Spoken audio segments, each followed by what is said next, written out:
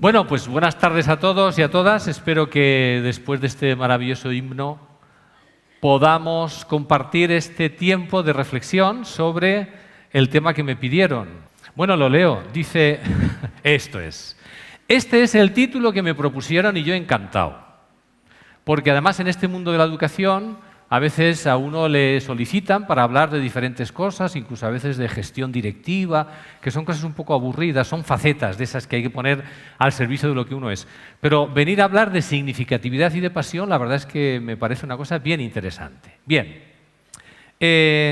voy a hablar unos 40-45 minutos, ¿vale? Programad vuestras energías para ese tiempo, quizá un poquito más porque me encuentro muy a gusto, tengo aquí mucha gente con la que he compartido mucho por muchos lugares de España y la verdad es que estoy muy feliz de estar aquí, sinceramente lo digo.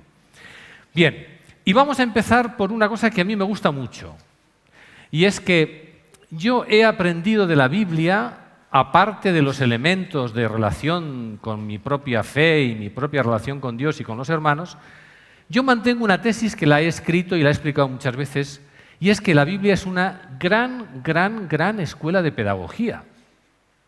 Porque el gran pedagogo de toda la historia de la humanidad es Dios. O sea, ¿quién tiene una utopía tan maravillosa para el ser humano como Dios? Como un buen educador. ¿Quién sale al encuentro de cada ser humano como Dios y sabe salir al encuentro? ¿Quién tiene la paciencia de siglos y la paciencia de una vida para estar con la persona que quiere desarrollar? Entonces, yo voy a empezar confrontando dos figuras y dos figuras. Y voy a acudir para eso al primero de Samuel, al capítulo 6. No lo voy a leer, ¿eh? Pero en el capítulo 6 se habla de la inauguración del templo de Jerusalén. Sabéis que se construyó el templo, entonces David estaba feliz y contento, y entonces iba subiendo el arca al lugar, no estaba construido del todo, donde por fin Dios le había permitido hacer el templo. Y el segundo relato al que me voy a hacer referencia, este es muy conocido, de Lucas 15, es el regreso del hijo pródigo o la parábola del padre bueno. Entonces, ¿cuál es el hecho que se narra en el primer libro de Samuel, capítulo 6? La inauguración no del templo entero, que lo iba a construir Salomón, pero sí del lugar donde se iba a hacer el templo, y entonces subieron el arca de la alianza. ¿Cuál es el hecho que se narra en el capítulo 15? Pues que vuelve el hijo que se había ido. Pues es muy curioso porque frente a ese hecho de la inauguración del lugar del templo hay dos figuras que yo quiero contrastar, cómo David afrontó eso y cómo la hija de Saúl afrontó eso. Os recuerdo, para los que no lo sepáis, que David y Saúl, que era el rey anterior, no se llevaron muy bien. Y entonces la hija de Saúl le tenía un poco de inquina a David. Entonces ya vamos a ver cómo la hija de David y David se enfrentan a este hecho nuevo. Y en el caso de Lucas 15 voy a confrontar la figura del padre frente al hecho de que vuelve el hijo pequeño con la figura del hermano mayor. ¿Vale? Bien. Si confrontamos esto, ¿qué tenemos? Pues frente a esa inauguración del lugar del templo, ¿David qué hizo? Pusieron el arca sobre un carro nuevo, David y todo Israel iban danzando delante del arca, y entonces David estaba feliz y contento, bailando, etc. Pero es que subida en lo alto de un palacio estaba la hija de Saúl. Estaba mirando por la ventana y al ver que saltaba y danzaba, David sintió desprecio hacia él. Fijaos qué dos maneras tan distintas de afrontar el mismo hecho, que era el lugar donde iban a hacer el templo que luego construyó Salomón. Y en el capítulo 15, en el caso del regreso del hijo pequeño, es lo mismo. Su padre lo vio de lejos, lo cual significa que todos los días el padre salió corriendo a su encuentro, lo abrazó y lo cubrió de besos. Pero también ese hecho lo está mirando otro personaje, que lo he puesto en un color más oscuro, más triste, ¿no? Ha vuelto tu hermano, tu padre ha mandado matar el ternero. Él se enfadó y no quería entrar. Mirad, aquí hay dos tipos de personas que se enfrentan al mismo hecho. Y ahora me gustaría analizar un poco estas dos figuras. A ver, David y el padre de la parábola del padre bueno son personas alegres. Una persona alegre, ¿qué hace? Salta, baila, sonríe, besa, corre, abraza, canta, en un momento determinado, no siempre y constantemente, pero es una persona que no tiene miedo en manifestar sus emociones. Pero si lo hacen es porque en ese momento se cumple un deseo, algo que tienen dentro, un proyecto profundo. En ambos casos, el estado personal de deseo amoroso que en un momento determinado brota. Tienen como un sustrato profundo de felicidad. ¿Cuál es la clave? ¿Sabéis cuál es la clave? La diferencia entre David, el padre, y la hija de Saúl y el hijo mayor. Pues que tanto David como el padre, antes de danzar, besar y abrazar, tenían en su interior una alegría profunda. Estaban dentro con alguna situación de auténtica pasión. ¿Cuál era la pasión de David a pesar de su pecado? Dios. Era un hombre apasionado. Y como tenía esa pasión metida, brotaba de vez en cuando. ¿Cuál era la pasión del padre? El hijo. El padre se moría por ver al hijo. Toda su vida era la pasión. Y esa pasión que tienen debajo es la que les hacía manifestar esa alegría externa. Ahora vamos a ver los otros dos personajes, los tristes de la historia, ¿no? ¿Qué les pasa? Distancia, van a inaugurar esto del templo, yo me voy a quedar fuera, van a hacer el ridículo, no quieren entrar, se mantienen distantes, fíjate qué van a hacer estos, van a saltar y van a bailar, seguro que los dos personajes tienen resquemores. La hija de Saúl, el resquemor de que David era un rey más querido que su padre, y el resquemor del hijo porque pensaba que el padre no lo había tratado igual. Esos son los dos resquemores. En ambos casos, su estado personal era negativo, distante. Ahora entenderéis por qué hay dos tipos de personas en el mundo. Los que están todo el santo día quejándose y aquellos que se apuntan a cualquier fiesta. Pero no se apuntan a cualquier fiesta por no hacer nada, sino porque tienen dentro una fuerza que de vez en cuando tienen que celebrarla, cantar, juntarse, abrazarse, tocar la guitarra, tomar un vino, no sé, un gin tonic también, alguna cosa de estas. ¿Qué les pasa a estos dos? No tienen alegría vital. Da igual lo que hagan, sean directores, editores o profesores de filosofía, no tienen alegría vital. No tienen dentro, están más bien en una situación de deuda. Están siempre pidiéndole al mundo que le pague lo que el mundo le debe. Con lo cual, no tienen nada que brotar desde el interior. Es más, y esto ya es un poquito duro, quizá su alegría esté en el mal del otro. Eso es fatal. Cuando alguien pone la alegría de su vida en que el otro tiene que fracasar, ese chico está muy mal. Hay que llevarlo directamente, si es cristiano, ante el sagrario y si no es cristiano, a un psicoanalista o cosa similar. Muy probablemente tienen alguna, ¿cómo diría yo?, alguna implenitud dentro que les lleva a situarse de esa manera. Algunas conclusiones sobre la alegría y luego pasaré a la pasión. Primera, la alegría es un sentimiento básico permanente que de vez en cuando brota en emociones. Pero es permanente. Tú ves a una persona y la ves en un estado permanente de alegría. Hay, podríamos decir, como dos niveles, ¿no? La gente piensa que la alegría es solamente la gente que es muy divertida y tal. Yo personalmente no me considero una persona especialmente divertida. En general me dicen que soy muy serio y muy distante. Pero bueno, de vez en cuando yo tengo esas emociones, ¿no? Y debajo de eso hay como otra situación más personal, ¿no? Básicamente la alegría consiste en el cumplimiento de deseos, expectativas y proyectos sanos. Mi proyecto no es el mal de nadie, es el bien de muchos. Esa es la gran diferencia. La calidad de nuestra alegría dependerá de la calidad de nuestros deseos, expectativas y proyectos. Esto es así.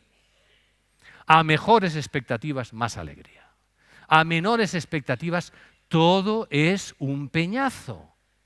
O sea que ahora hay reunión. O sea que ahora tenemos que contestar a esta pregunta. Tengo tantas anécdotas, alguna contaré. Más conclusiones sobre la alegría. En el caso de David y del padre, y aquí es donde yo quiero ir, sus deseos y expectativas nacían de una pasión vital. Dios, para el caso de David, era su pasión, a pesar de su pecado, y en el caso del padre, de la parábola del padre bueno, su pasión es el hijo. De ahí nacía su sentimiento básico de alegría, porque esos eran sus deseos, y por eso la alegría se convirtió en una emoción visible. En el caso de la hija de Saúl y del hijo mayor, sus deseos y expectativas estaban centrados en sí mismos. Su problema era no habían contado conmigo, este había usurpado, yo le he dado a mi padre y no me ha dado nada. Es un sentimiento de tristeza de la cual no puede brotar ninguna alegría. Una cosa más quería decir. Mirad, este tipo de personajes, cuando tienen alegría, van y se emborrachan. Porque lo que quieren no es una alegría que sale del fondo, lo que quieren es una alegría de salida, una alegría de escape. Mi vida está mal y de vez en cuando pues tengo que dedicarme a algo que esté bien. Un apunte para completar, un poquito para dislocar el discurso. Jesús fue una persona profundamente pasional, apasionada y pasional. Esta idea de un Jesús hierático y distante, como una esfinge que se paseaba, no. Y solamente quiero traer una prueba de eso que es un poco dura. No sé si sabéis que en el Evangelio de Juan, inmediatamente después de las bodas de Caná, que es un episodio absolutamente maravilloso, ¿sabéis cuál es el episodio que viene después? Es fuerte esto, ¿eh? La expulsión del templo. O sea, Caná está en Galilea y el Evangelio de Juan dice, y bajaron a Jerusalén, y entonces en cuanto Jesús llegó a Jerusalén montó este pollo. Pero montó un pollo de narices. Eso es como cuando el director entra a una clase de tercero de secundaria, que suelen ser, ya sabéis quiénes son. Tercero de secundaria es la larva de una futura mariposa, pero son todos larvas. Están todos ahí que los dices, ¿y a estos dónde los metería yo? Bueno, pues ese pollo que se puede montar en tercero de secundaria lo montó Jesús directamente en el templo. Pero fijaos en la última frase, el celo por tu casa me devorará. Jesús no fue un espíritu andante, fue una pasión andante. Un tipo que era sensible, que se apasionaba, que lloraba, que veía lo que ocurría a su alrededor. No era el tipo este distinguido y distante que no se ve afectado por ningún sentimiento. A mí esto me parece muy importante, porque a veces nos han pintado ideales de que tenemos que estar distantes de nuestras emociones y de todo lo que pasa a nuestro alrededor. Tenemos un maestro con dos pasiones, el Padre y el otro. Esas son las pasiones de Jesús, absolutamente inseparables. No hay ninguna contradicción entre la pasión por el pobre, el leproso. Ahora Nicodemo quiere hablar con él, joder, con el sueño que tengo yo, pues ahí quise hablar con Nicodemo. Ahora está aquí del pozo en Samaria y tal, y aquí, pues aquí me paro yo en el pozo. Ahora viene el leproso. Esa es la pasión de Jesús. Quería meter esta cuña para continuar la reflexión. Algunas consideraciones sobre la pasión. Primera, lo siento, esto es así. Nadie puede pagar por pasión. Nadie puede pagar por pasión. Nadie puede hacer un esfuerzo personal y decir, señores, voy a hacer un trabajo y de aquí a un año será apasionado. Imposible. Lo siento, la pasión es un regalo. Y es uno de los más maravillosos regalos que os pueden hacer en la vida. O la familia, o los amigos, o una congregación religiosa, o una comunidad cristiana. La pasión no se compra, se recibe. También para recibirla hay que estar un poco atento, ¿no? Porque si toda tu vida estás pendiente de lo que no has tenido, pero la pasión es un regalo. Es una buena noticia, pero también es una mala noticia.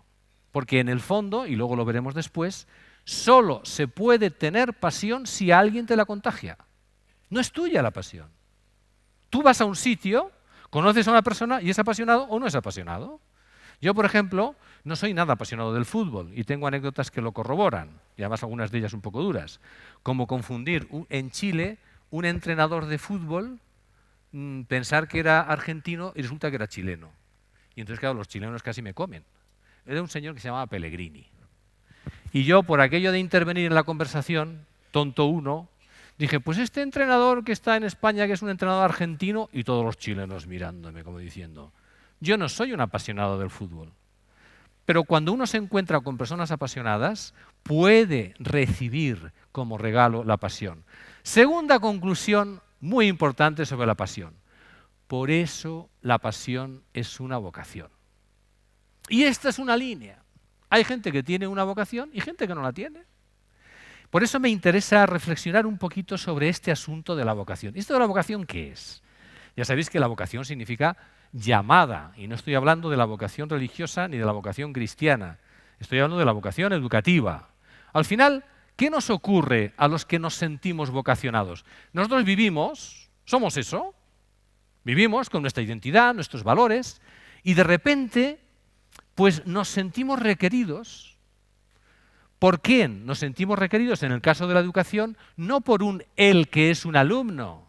Voy a dar clase a mis alumnos, no, voy a dar clase a fulanito. El que tiene vocación no da clase a sus alumnos. El que tiene vocación da clase a uno que tiene nombre.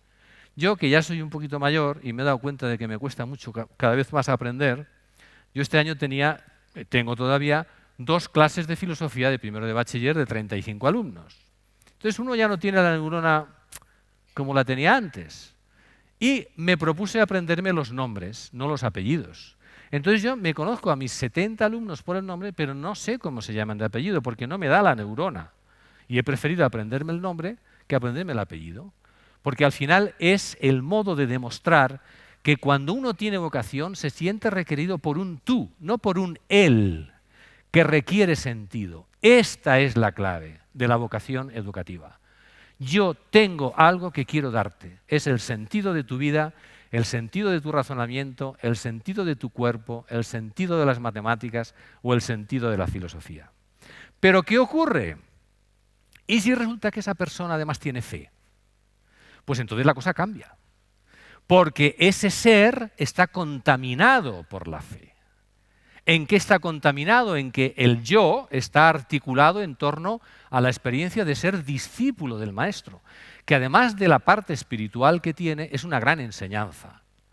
Jesús y Dios, con nuestra alma, y eso lo han dicho todos los místicos, son auténticos maestros. Nos pueden enseñar para el día siguiente ir a clase, os lo digo completamente en serio, porque al final la fe que añade a el requerido es urgido.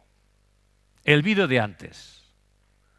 Quien ha salido no solamente se ha sentido requerido, se ha sentido urgido a sacar a esos alumnos de la situación de marginación en la que están. La fe añade urgencia. La vocación, me siento requerido, yo seré un buen profesor de lengua. Y hay muy buenos. No, la fe añade una urgencia que nace del interior, de la pasión interior. Y entonces exactamente miras al tú de otra manera, porque además lo miras con la mirada que Jesús tendría sobre él, lo miras con la misericordia que Jesús tendría sobre él, con la fe que Dios tiene en cada uno de nosotros, y al final no solamente nos sentimos requeridos, que es la vocación natural, nos sentimos urgidos. Con una última cosa bien interesante.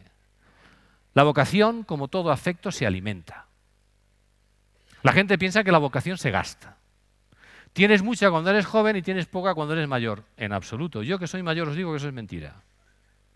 Puedes tener vocación a los 30 y más vocación a los 60. Y puedes no tener ninguna a los 30 y menos 50 a los 60. Porque el que no tiene vocación no la tendrá nunca. Y yo que me hincho a hacer entrevistas de selección, no solamente para el colegio, he hecho miles en mi vida, en muchísimos sitios del planeta, os puedo decir, lo primero que yo compruebo es si tienen vocación, si se sienten requeridos. Últimamente he tenido alguna para el colegio y viene y dice, bueno, ¿y tú qué tal? Es un ingeniero informático, de estos que hay muchos. ¿Y tú qué tal en el mundo de la educación? No, pues voy a probar, a ver, a la calle. Aquí no viene nadie a probar. Voy a ver si esto de la educación, o sea, un tipo que viene al colegio a ver si la educación le va, porque resulta que ha estado en la empresa privada y resulta que aquí es más fácil. No, hay que ser completamente radicales. En las entrevistas de selección lo primero que hay que hacer es comprobar la temperatura de la pasión. Y eso se comprueba como un futbolista en 2 minutos comprueba que yo no tengo pasión futbolística. Y alguien que tiene pasión educativa, como todos los que estamos aquí, en 2 minutos tomamos el pulso de la pasión educativa. Antes de si tiene inglés, el Veda, el euskera, si sabe mucho, si ha hecho 5 másters, que de eso están los currículos así. Todos los jóvenes de hoy han estudiado 20 veces más que yo, pero muchísimo más, saben de todo. Pero a mí eso no me interesa. Me interesa poner la temperatura aquí, porque la vocación, como vamos a ver, se alimenta. Segundo, ¿qué tiene que ver la pasión con la significatividad? Que es la segunda parte que me pidieron. Pues yo soy un gran admirador del lenguaje. No solamente porque es nuestra manifestación del ser simbólico más importante, así se lo explicaba yo a mis alumnos del primero de bachiller, el hombre ser simbólico, sino porque Las palabras son portadoras de una enorme sabiduría, son como el pozo de la sabiduría que el tiempo va dejando sobre la base de una palabra, ¿no? El lenguaje, ya que estamos en el día 23 de abril, homenaje a Cervantes y a Shakespeare, homenaje al libro, homenaje a la literatura, a la palabra bien dicha, a la palabra bien escrita. Bien. El latín dice que significativo viene de significativus, pero a mí lo que me interesa es la composición de esta palabra. Fijaos qué cosa tan bonita. Esta palabra se compone de signo, hacer y actividad. ¿Qué es ser significativo? Significativo es dejar una marca. ¿Y sabéis cuál es el drama en este momento de nuestra iglesia? Incluso nosotros no somos capaces de hacer significativo el mensaje del Evangelio a nuestros jóvenes y niños. Este es el drama. ¿Qué significa significativo? Que deja una marca. Pero no deja una marca porque le oprimes, deja una marca porque se siente impactado por eso que tú le has hecho, ¿no? O tú le has dicho o le has comentado. Esto significa ser significativo. Lo contrario es la irrelevancia, que produce indiferencia, que es donde estamos, y no es el tema de la conversación de hoy, donde estamos en este momento en el drama de la evangelización en nuestra iglesia. Yo tengo una tesis que la quiero compartir con vosotros. Es esta. El camino de nuestros fundadores, de todos, de la Escuela Vicenciana, de San Vicente de Paúl y de vuestra fundadora, es este, de la pasión a la innovación. Todos nuestros fundadores se inventaron cosas nuevas. ¿Por qué? Porque nacieron de la pasión. Primero fue la pasión y luego la innovación. Porque la pasión te da la mirada a la realidad. Con la pasión descubres al pobre, sin pasión no lo descubres. A mí me hace mucha gracia la gente que dice, vamos a innovar. Vale, ¿y usted dónde está? ¿Usted qué mira? ¿Usted qué está viendo en este mundo? Entonces yo voy a ser un poquito crítico, porque me gusta ser crítico en casa. Fuera no, pero en casa sí. Yo creo que una innovación sin pasión está condenada al fracaso más absoluto, porque va a matar la significatividad. La significatividad procede de la pasión. Y sin termómetro de pasión, cualquier intento de innovación suena a hueco. Yo este año, que bueno, hacía mucho tiempo que no estaba en un colegio, he hecho colección en Donosti, y Miquel que está aquí lo sabrá, de todos los folletos maravillosos que los colegios sacan para hacer propaganda de su oferta educativa, para echarse a llorar. Todos son iguales. Todos tienen un niño alegre y contento, maravilloso. Alguno de ellos, un colegio de San Sebastián, decía, si quieres divertirte, digo, joder, esto es el anuncio de un parque temático. Ah, no, ven al colegio. O sea, ¿qué diferencia entre el colegio y el parque temático de Walt Disney? Ninguna. O sea, el colegio es un parque temático. Porque, ¿qué vamos a tener? Pues tienes informática, iremos al campo, nadaremos, saltaremos. Digo, joder, o sea, esto es lo que estamos ofreciendo. Otros van por otro lado, ¿no? La lista de todo lo que hacen. Atención personalizada, todos. O sea, todos hacen atención personalizada. Todos hacen bilingüismo, trilingüismo, todos. Todos tienen TIC, todos hacen TIC. Todos hacen aprendizaje cooperativo, todos. Todos trabajan por proyectos, todos. Y entonces lo miras y dices, a ver, ¿y esto de qué va? O sea, estamos aquí, ¿y qué hay detrás? Hay que comunicar nuestra pasión. Lo demás se da por añadido. Oiga, ¿y ustedes tienen informática? Oiga, pero eso no es lo importante, porque los padres vienen con la lista. Y van chequeando. Y dicen, a ver, ¿usted tiene comedor tal? Sí. ¿Tiene guardería? Sí. No, es que el otro tiene guardería y este no. Y así están los padres. Pero claro, nosotros no podemos caer en la trampa de que nuestros alumnos vengan solamente por el lenguaje de la innovación. Este para mí es el camino. El camino de nuestros fundadores, y lo he defendido a capa y espada, y el camino que ha dado fuerza a la escuela católica. Si estamos preocupados por esto, y por eso vamos aquí y nos olvidamos de esto, estamos muertos. Muertos no, zombies. O sea, no nos morimos, pero vamos caminando sin saber muy bien dónde vamos. Para mí esto es absolutamente crucial. Y creo que la escuela católica corre el peligro de acudir aquí y aquí sin pasar por ahí. Y esto me parece que es perder enormes posibilidades. Muy bien. ¿Y nosotros qué? ¿Estamos en la pasión alegría? ¿Estamos en David y estamos en el Padre? ¿O estamos en la obligación tristeza? Porque al final esto es así, ¿eh? Claro que desde la pasión y la alegría se trabaja mucho. Yo siempre digo que nunca se trabaja más que cuando tienes un buen jefe, pero nunca se trabaja mejor que cuando tienes un buen jefe.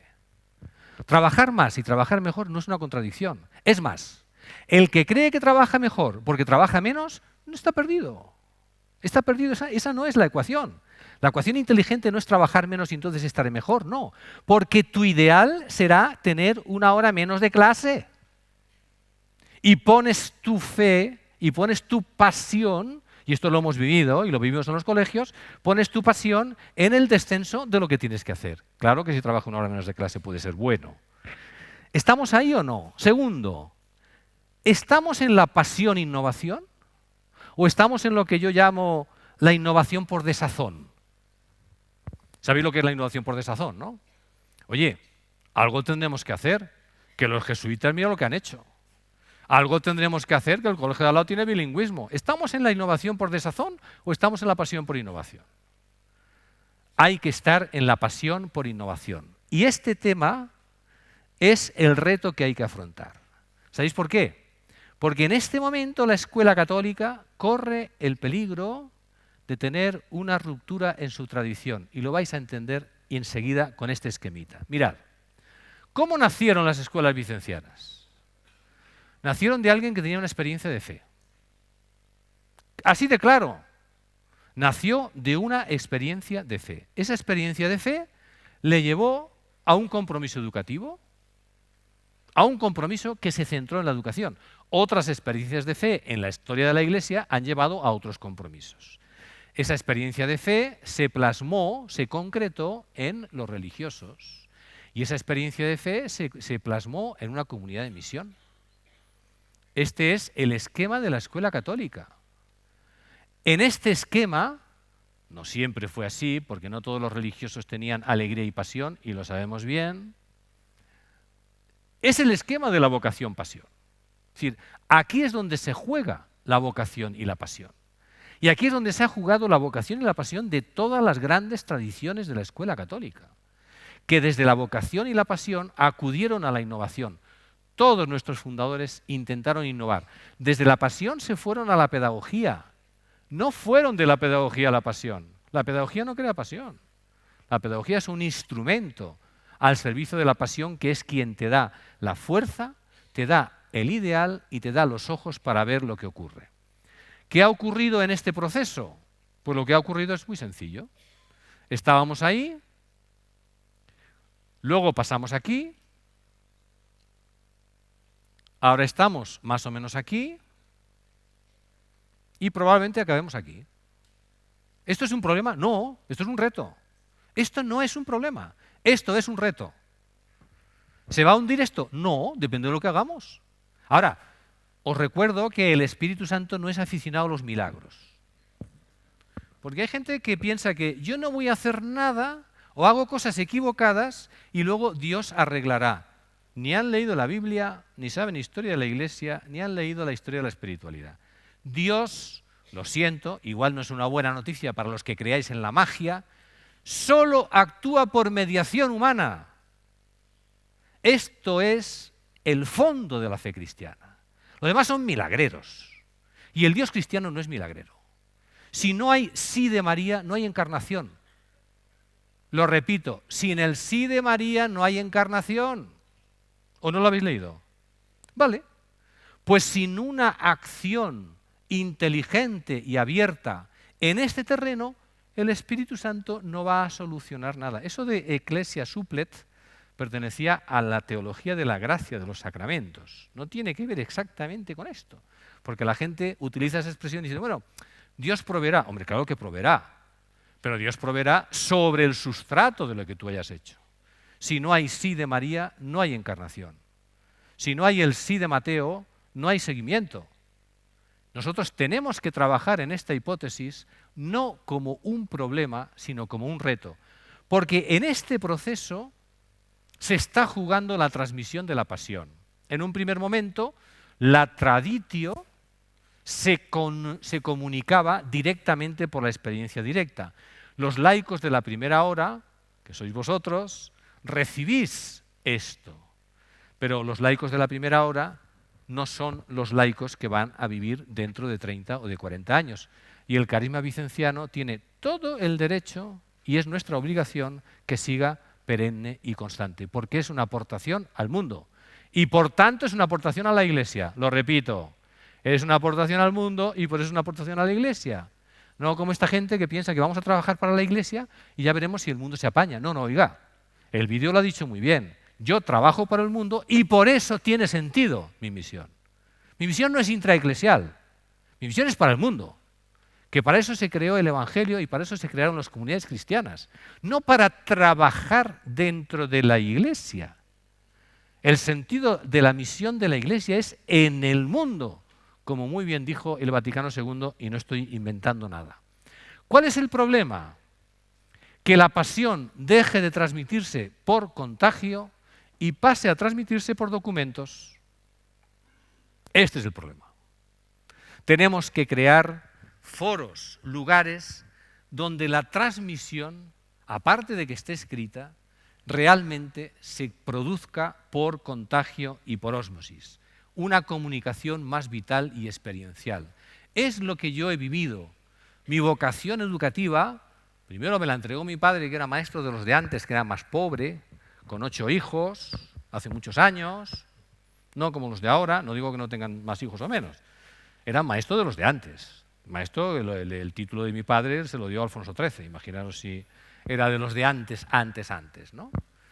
Y por eso, y luego pues a mí me la entregaron los marianistas, y esa ha sido mi vida, pero es una entrega. Entonces, la pregunta es, cuando alguien viene a nuestros claustros, ¿qué le entregamos?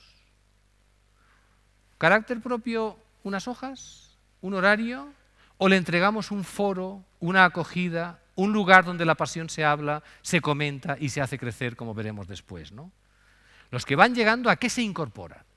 Porque esa es la clave de la transmisión de la pasión, ¿no? Y este para mí es el reto. Este para mí es el reto.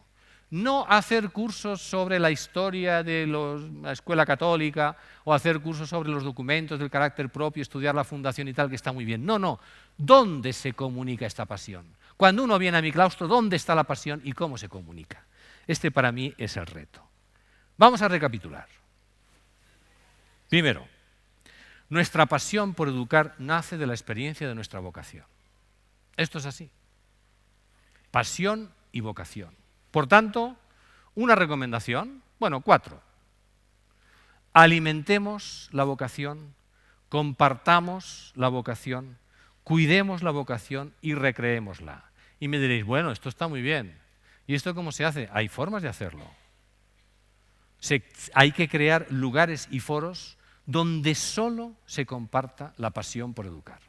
Por ejemplo, ver un vídeo como el que hemos visto, compartir la propia historia personal, hacer una recapitulación de lo que nuestros alumnos dicen de nosotros, traer constantemente testimonios del resultado y la influencia que tiene nuestra acción educativa.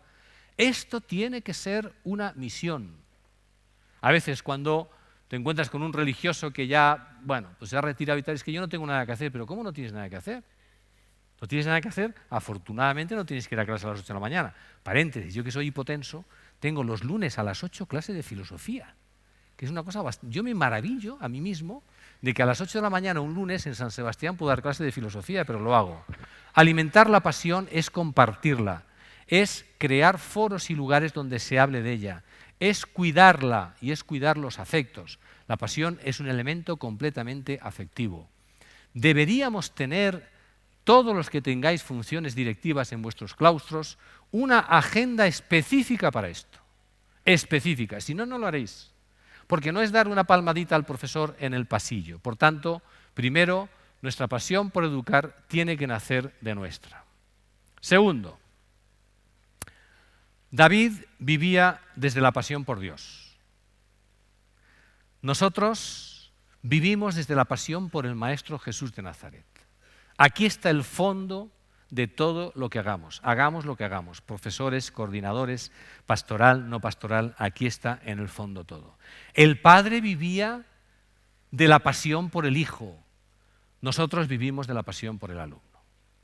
De estas dos pasiones nacen nuestras alegrías, las buenas, y son las que se manifiestan en actos como este, en fiestas que hacemos en el colegio, en himnos que cantamos juntos. Y para terminar, es el momento de daros las gracias, porque yo estoy convencido de que aunque a veces no lo sintáis así, sois David y sois el Padre para vuestros alumnos. Muchas gracias.